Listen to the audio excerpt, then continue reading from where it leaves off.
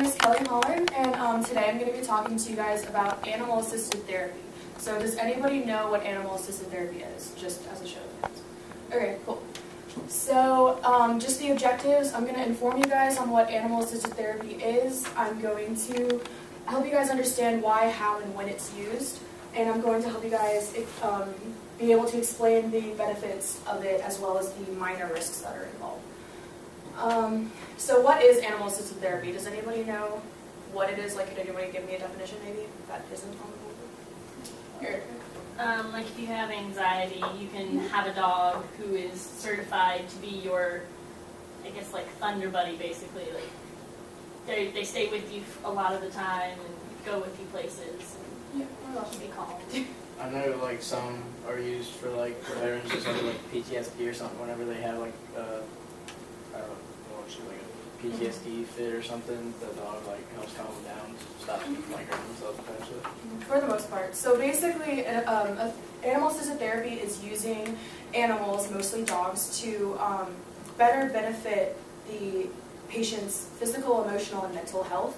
And while most of the time it is dogs, it can also be horses. Like a lot of people use horses for physical therapy and different things like that. And it can also be cats. There's a few cats here and there. So, but there is a difference between a therapy animal and a service animal. So a service animal is more what you see for people who have like seizures or for people who are blind, different things like that. And that is their pet. They apply to get a service animal. They get them and they bring them to their house, and that's their pet. They're with them 24/7. They're allowed in all public places, which is very different from a therapy animal, which is they're just trained for a specific, like to be able to be around people. They go into schools, hospitals, different places like that that they are allowed in, and they're more used for like just generally speaking different things like that. They can be like you can. Sorry. They can help people like for certain tasks and different things like that, but it's very temporary. So if someone's in physical therapy and they need help on motor skills, for example, if they need help learning how to like walk again or something, they would use it for that specific day, but it is not their pet. So that's a big difference between a service animal and a therapy animal. So why is it used and how is it used? So why, like I've been saying, it's used to benefit the patient's physical, emotional, and mental health. So it helps people with, like you were saying, depression, anxiety, different things like that to calm them down and everything. It also helps different medical issues, like I said, physical therapy a lot of the time. How it's used, like I've been saying, they're trained at a very young age to be around people, and they have basic training and things like that. And like I said, some are assigned to specific people, but it's extremely temporary. It's just for a specific task for a couple hours to help them with motor skills or different things like that. Also, how many of you guys have been to the library when they have dogs there? Anybody? Yeah, they have therapy dogs that come to the library here at Tech, and you can go there. I think it's the third Thursday of every month, and especially during finals week, and you can go and take a break and de-stress yourselves with therapy dogs, and just kind of, it distresses you. It can lower your blood pressure if you're really, really stressed, and different things like that. So that's an example of how they're used here at Tech. There are a lot of benefits. These clearly aren't all of them. They're just examples. So the physical health benefits, it helps improve balance and motor skills. It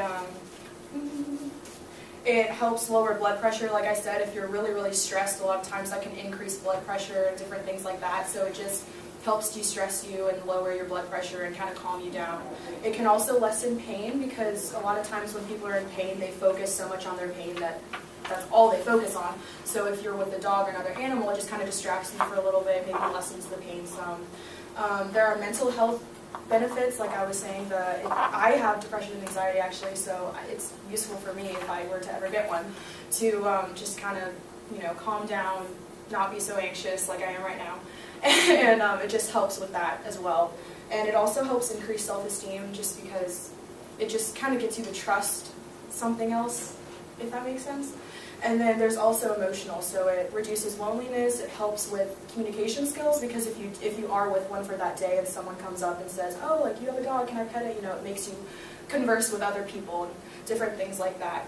It also can improve your mood, because as far as I know, everyone likes dogs. And it also is just a really good way to be in a non-judgmental environment because dogs are one of the only things that will not judge you at all. So you can be yourself, you can feel relaxed, you can just really feel at ease with everything that's happening. So there are some really minor risks that I found in my research. Sanitation is a big issue because, like I said, they aren't allowed everywhere. So if they were to go in hospitals and stuff, some hospitals might not want them because dogs aren't extremely sanitary. So that's just a minor concern. Another concern is, like I've been saying, they're not allowed in all public places. So that's just, again, different from a service animal in the fact that they can't go everywhere. Service animals have to be allowed to go everywhere because it's based on the Americans with Disabilities Act. They have to be trained to be in all different types of public environments where therapy animals aren't trained in that way. So just a basic summary is that it benefits the patient's physical, emotional, and mental health. It can help lower blood pressure, help with depression, anxiety, and different medical issues. It's also beneficial to all different parties involved. It's not just beneficial to the patients. It's beneficial to the dog or the animal that's being used, because they get the love and attention that they deserve. It's also really useful for the patient's families because they get to see their family member improving and thriving in certain ways. It's also very beneficial to any schools or hospitals or retirement homes or nursing homes or anything that they go to. So I actually have a quiz for you guys, so I need audience participation. So this is true, false. A service dog is the same as a therapy dog. False. Yay, it is false. Therapy animals are allowed in all public areas.